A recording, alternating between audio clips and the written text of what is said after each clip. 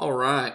What is going on, everyone, on YouTube? Griffin here, coming back to you guys with another live stream from the Millennial Motivation Entrepreneur YouTube channel. First and foremost, before we get going, if you're new to the channel and looking to join an awesome community, definitely consider that subscribe button below if you're into just the idea of making money either online, anyway, from anything other than from a job, which we all already have, and looking to just achieve financial freedom. That's what we're all about here. We have over 330 some odd videos, and we have over 670 of you all here. We'd love to see that number keep on going, so definitely subscribe if you have not already. But with that, we'll go ahead and just kind of hop on in. I want to make sure before we do get going that the stream is going to be doing all right today. Sometimes it does not try to cooperate with us too well. But it looks like we're doing all good. If any issues pop up, definitely just let me know in the chat, and I will get those fixed as soon as possible. But with that, we'll just go ahead and hop on in. I kind of did a similar video, similar stream, if I recall, to this recently about just the Micro E-Mini future, specifically the Micro E-Mini S&P 500, and why I love the idea of them so much. And just as they've come out now, we've figured out kind of how to trade them and whatnot and make decent money off of them. Why I believe that honestly everyone should incorporate this into, be it your trading style, investing. I mean, in all honesty, it doesn't matter if you're a day trader, swing trader, long-term investor, brand new to the market. Honestly, I think these new Micro E-Minis are the best way to really, even for a brand new investor, kind of dip your toes into the market if you're kind of unsure, don't really know kind of what you're doing. I mean, obviously you want to do your homework, do your research, all that good stuff, learn how to read charts to a certain degree, all that good stuff. But I mean, it's obviously a lot more simpler than options. It's a lot more simple than trying to find a stock and crossing your fingers essentially and hoping for the best, hoping that there's going to be good earnings, all that good stuff. Because obviously the S&P 500 is just kind of the overall market, right? You have the 500 companies, all that good stuff. It's not putting all your eggs, quote unquote, into one basket, which I think a lot of people could benefit from. And obviously it's very cheap to get into. I mean, to buy one of these contracts costs less than you could buy 3 of these essentially for one share of Amazon. So I mean, and it's a lot simpler, at least in my opinion. And I'll try to explain it some here because I know there's still going to be new people tuning in that just don't even know what the Micro E-Mini futures are, how they work exactly, all that. I'll be diving into that some and kind of where I think the market's going to go from here, because again, we keep topping out right around 3,025. We hit a new high of 3,029, but look where we're at. We're back down below 3,025, right around 3,020. So it'll be interesting to see tonight when the market opens up and going into tomorrow morning if we're going to stay above 3,020 or we're going to break below it. In all honesty, it could really go either way right now. The indicators, I mean, RSI has cooled off a little bit, doesn't signal that we are going to by any means keep on pushing forward, but there's definitely room to keep moving. Same thing with the MACD. And I'm still learning about this DMI that Mike actually shouted out to us in a chat recently. I'm still learning about that, but everything's kind of mixed right now, so it could go either way in all honesty. I am still holding my, I don't recall, I think it's 2 contracts because I did not place any stop loss or orders to cover profit. I was up briefly. I don't remember the exact price, not a lot, like 10 or 20 bucks, something like that. I was at work, I held out. Next thing I know, by the end of the day, the market shot up. So now I'm down actually quite a bit on that position. But this paper trading, of course, I'm not using any like money right now. For those of you that don't know me or anything like that, I used to trade with all cash and whatnot, but I have a baby who's literally going to be here in like the next, I don't know, week, 2, somewhere within like 3 weeks at the max. My fiance is going to be 39 weeks on Tuesday, so I mean, it's right around the corner. We've been just piling up money. I was like, I'm not doing any trading, any risky stuff whatsoever. We're just going to pile up money, pile up money, pile up money until the baby's here. We know everything's all good and all that good stuff. So I am paper trading right now, and I have been for about the last month or so now, specifically trading MES, Micro E-Mini futures. But yeah, so I bought some shorts actually somewhere around 3,000. I do not have the paper trading pulled up right now, but it was somewhere right around 3,000. I think my average short cost is like 3004, something like that. So you can tell, I mean, we're off by 18 points, 18, 19 points right now. And you get a, for those of you that don't know how the Micro E-Mini futures works, to keep it simple, just you might want to get a piece of paper and like write this down. For Micro E-Mini futures, plus you can go to the CME group and they have all this stuff for you. Just type in CME group Micro Mini futures, or yeah, Micro E-Mini futures, and it'll pop up for you. But if you want to write this down, for the Micro S&P E-Mini futures, every 0.25 is a move. So it moves in 0.25s. You go 4 moves per tick, or whatever the case may be. So every 0.25, you're either going to gain $1.25 or lose $1.25, depending on when you decide to sell and all that good stuff. So for every for one complete move, 4 ticks, you are going to either gain or lose $5 essentially, to keep it simple. So for every 1 whole point you go up, you're going to either make $5 or lose $5, essentially be down $5, not lose, because you don't lose unless if you sell, obviously. But point being, every point you go up, you're either making $5 or losing $5. So right now, we are down roughly 18, let's just say 19 points to keep it simple. So 19 times $5, and I believe it's a 2 contract position if I recall, 3 at the most. But let's just say 2 because I'm pretty sure it is.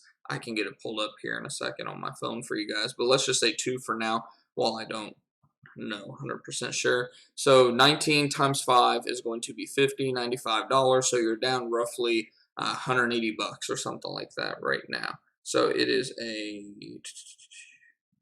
2 contract position is what it is. So yeah, we're down right around $180, something like that right now. And a lot of people are probably like, oh my God, that's a lot of money. But when you think about it, again, if you don't know these Micro E-Mini futures, to submit a trade with everything, with the initial requirement and everything, it's right around $694. And so for a 2 contract position, that means you have roughly $1,400 in the position. So being down roughly $180, you're down a decent amount, a few percentage points. But the good thing is like I said, guys, this is not like options. It's not, you don't have all these Greeks working against you where you need I need MES to move drastically within like the next week or anything like that. I can literally hold this. This is going to expire in September. So, I mean, essentially I have another month and a week, something like that. I forget the exact date that these expire, but I know it's over a month that we have until these expire.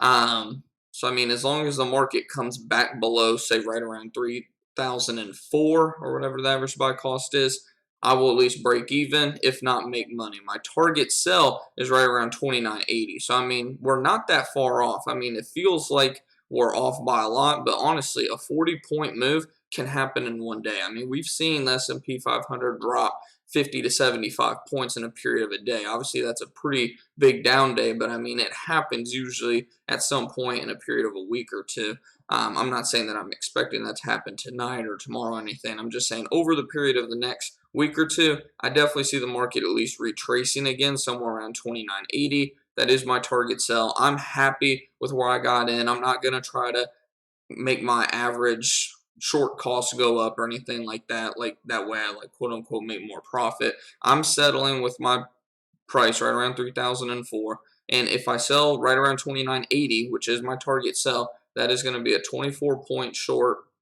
which 24 times 5 is what, 120 times 2, $240 profit. So I didn't do my risk reward that I preached to you guys in the previous 2 videos in this specific trade because I knew going in. I think I mentioned to you guys if it got up to like 3,010 or something like that, or 11, I believe. I said I was going to consider going ahead and cutting the losses. I just didn't do it for that. I think part of it is one that obviously it's a paper trade and I'm trying to make it super serious as if I'm trading with my real money. But at the same time, I was like, the market could retest all-time highs. I don't think it's going to hold up there. However, I think we're once again going to go back below 3,000 here before long. Would not surprise me one bit. We're definitely using the SMA kind of as a support. You can see every time we've gotten below it, we come back. It looked like we were going to potentially keep going down when we retested it a few times and we got rejected. But then right in here, it was make or break time. And now you can see it's kind of using it as a support. The support is right around 3,000. So when it retraces back to around 3,000, I'm going to be watching it super close. If it looks like it's going to definitely bounce again, then I'll probably go ahead and cover my very slim profits of, I think at that point it's, let's see, 4 points times 5, 20. You're looking at a $40 profit pre commissions and fees. So you're talking roughly $30 to $35 of profit. Better than losing though. So I mean, we'll see what happens, but yeah, that is kind of the game plan right now. I do think overall within the next couple of days, market's going to head back down to 3,000. It just depends on a lot of things right now. But, and of course, I want to bring this up to you guys too, because obviously these Micro E-Mini futures are still new. They're not even a year old yet. So whenever you're doing your charting and you're wondering, let's break it down from like the last year, 2 years. I do this from time to time when I'm looking just at like the overall market, how it's moving and whatnot. When looking at MES, just go ahead and go back over to ES. They literally move the same. They're identical. Obviously, MES is just the micro. You have the E-Mini S&P 500, and then MES is just the Micro E-Mini. So, I mean, to keep it simple, just go take a look at ES. It's just a lot easier to read and whatnot, because obviously this hasn't even been out for 6 months yet. So I mean, you're not gonna have a whole lot of charting right now when it comes to MES, just a couple months. So something to keep in mind whenever you're reading your charts and whatnot. But my whole thing with trading these, investing in these, like I said, I don't care if you're a long-term investor, a day trader, a swing trader, in between, where like you hold something for maybe a month or two, something like that. Because to me, there's a fine line between swing trading and long-term investing. Long-term investing, you're wanting to hold stuff usually for years, not just a month, 2 months. But swing trading, in my opinion, is something that's right around a month, two, or less. Not like no more than a quarter, essentially. So what would you call in between a quarter and 2, 3, 5 years?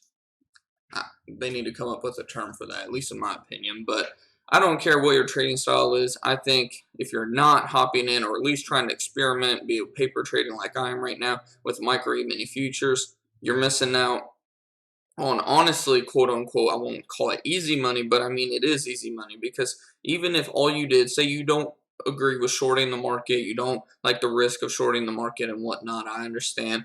Just, you could do the same thing you're doing with investing into like your 401k at work. What do? You just keep investing into it, no matter if the market's going up or down. Obviously, when you're trading these, you have an expiration date to keep in mind, so you don't want to kind of be stupid about it. Like right now, I would not be buying longs, in all honesty. I mean, you're up at all-time highs. Yes, the market over time will continue to go up, but when you're flirting around with all-time highs, that's why I'm playing to the short side, because I see more downside potential than upside currently, at least in the next upcoming month. Like I said, you got to keep your expiration date in mind. I think within the next month, we're going to have some sort of a little, at least 5% quote unquote correction. I mean, it's not really a correction at 5%, but I think we're at least going to see it pull back here within the next few weeks, like I said. So that's why I'm on the short side. But you just got to keep in mind your expiration date.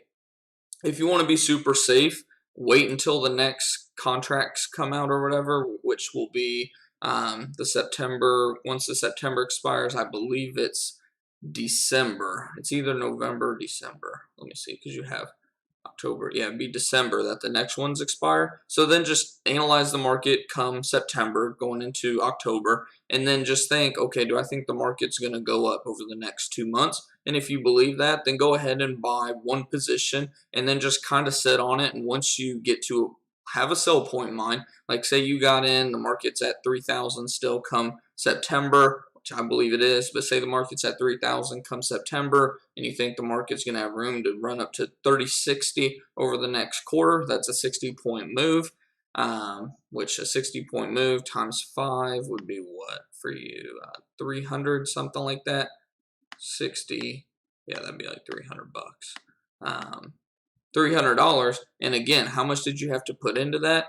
694 is what you would on TD Ameritrade at least, and I think Tastyworks as well. So that means over a period of Say it took this 2 months to play out. You made 43% in 2 months on that position. Say it took, like I said, 2 months. I mean, you made 21%, 21.5% per month. Versus if you had just been kind of in a traditional like 401k thing, you might have made what? A couple percentage points. So that is why I think these Micro E-Mini futures are amazing, no matter if you're a bear or bull, long-term investor, short-term investor, day trader, swing trader. There's the term, short-term trader, I guess. If you're a short-term, swing, day, whatever trader you are, investor you are, I think you definitely need to implement these Micro E-Mini futures to your trading style, portfolio, whatever the case may be, as soon as you can. And like I said, the beauty of it is it's so cheap to get into these guys. I mean, again, with the /ES, for those of you that don't know, these used to cost, like not used to, they still do, it costs over $6,000, like $6,700 to place a trade on the E-mini future. So, I mean, you're essentially just cutting everything into tenths. So, I mean, this, you're only paying 693, 695, somewhere in that range, depending on which broker you're using. And I mean, just a whole bunch of upside. So, I mean, that's just my 2 cents on it. But like I said, you can take it and do whatever you want. Hopefully, our stream has been doing all right. We got 4 of you tuning in. Like I said, for those of you in the Discord group chat, if you have any stocks or anything you want me to take a look at for this upcoming week, just shout it out there in the chat. Or if you guys have any questions in general, be it about Micro E-Mini futures, about E-Mini futures, options, stocks, certain stocks, anything like that, just shout it out there in the chat. That is what I'm here for at the end of the day. And like I said, if you haven't already, definitely consider hitting the subscribe button below. And check out our Discord group chat. It's down in the description box if you don't know what Discord is. It's a app you can download on your smartphone. You just download it, click the link in the description box that says like Discord group chat or something like that, and it'll take you right to our group. We have like 90 to 100 members in there. Just an awesome little community we got going for a bunch of traders and people looking to achieve financial freedom.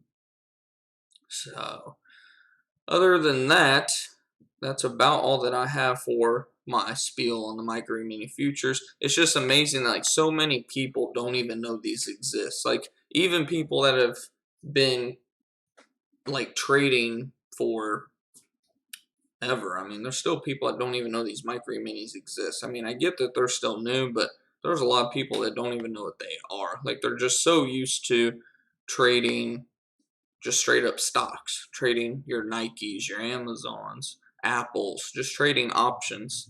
And I mean, there's just so much more out there. So always, always, always be learning. I'll just start breaking some other stocks down. Apple looks like it's kind of running out of steam in my opinion. Brick wall right at 210. I don't think it's going to go over that, but we'll see what happens with Apple. Amazon, same thing, almost has this kind of, you see the double top kind of form to it. Brick wall right around 2000 again. We're right around 1943 right now. Didn't have a good day Friday, did it? But I think it's getting ready. Yeah, I think the market's getting ready to roll over soon, to be honest. If we're going by FANG, at least. Google, I think Google had a pretty nice day. Yeah, Google had a great day on Friday because they had their earnings report, which was really good, if I recall. Yeah. So Google's the only thing kind of keeping everything doing good right now. Facebook's been on a tear this year. I remember specifically asking my grandfather because he was all about, oh, Facebook gets to such and such price. $100 was his price he wanted to get in at. He said if it got to 100 for the last like year or two, he's like, if it got to 100, he'd buy at 123, 125. I was asking him, I was like, are you going to at least buy a little bit and see what happens? No, he didn't. I bet he's kicking himself today because of that. Because you had almost, not quite doubled your money, but what about 75% probably at least, something like that. So Facebook's been on a tear, but I think it's probably getting ready to run out of steam soon. All it takes is another government overreach thing to cause Facebook to go back down. So we got like grid here. Oil. I didn't even mention oil. It's been a while since I hit oil. So you guys know, I think I mentioned oil a few days ago or about a week ago in the last Sunday stock watch maybe. Oil is literally still stuck in this range. It has barely moved since I even mentioned it last, actually. It's still right around $56. I'm not touching it. I'm not doing anything with oil right now. You can see even the last trading week, I mean, it literally had a high of, what, about 57.50 and a low of about 55, 55.25. So, I mean, it's just stuck in this range right now until we have like some crazy news or some big cut or some big overproduced number. It's just kind of, I mean, I think it's going to make a move soon. I would not be surprised if it's to the upside and we retest 65 just by how the chart's looking overall from the last year. But it wouldn't surprise me either way. I mean, we're definitely at a breaking point. I think here in the next week or two, oil's either going to break to the upside or to the down. My gut's telling me to the upside, at least until somewhere around October, November. That's when I think we'll see oil ultimately break down. But who knows? It could break down a lot sooner. It has in the past, usually around school season for some reason, somewhere around August, September. Oil has broke down almost every year around that time, but we'll see what happens. I think though it has one last hoorah in it and is going to try to retest 60, 65 bucks. But man, we planned that pretty good at the beginning of this last year. If you guys remember when oil started going up, I said oil, my first instinct was oil's probably going to retest 65, get rejected. And then it seemed like as oil just started just rallying crazy to start the year, that it was going to blow on up to 70, 75 again before long. So I adjusted and said I think 70 to 75, but I guess my original guess of around 65 was right on actually. So, but I know a lot of you guys made a lot of money off of that ETN. I think it's an ETN. Yeah, UWT. As of now, though, I would stay out of it. I would stay out of UWT and EWT for now if you trade those still. Same thing with Gush and Drip. I know a lot of you are getting into Gush because Gush is at 1-year lows yet again. I think it's almost at all-time lows. But I wouldn't touch it right now. Just a lot going on. I think honestly they'll probably have a split here before long, which could affect the stock a lot, or ETF technically. It could affect it a lot. I would kind of stay out of this, or if you're going to get in it, try to just do a short-term swing trade. Don't try to hold this thing for long because I think it's going to bite you. Same thing with Drip.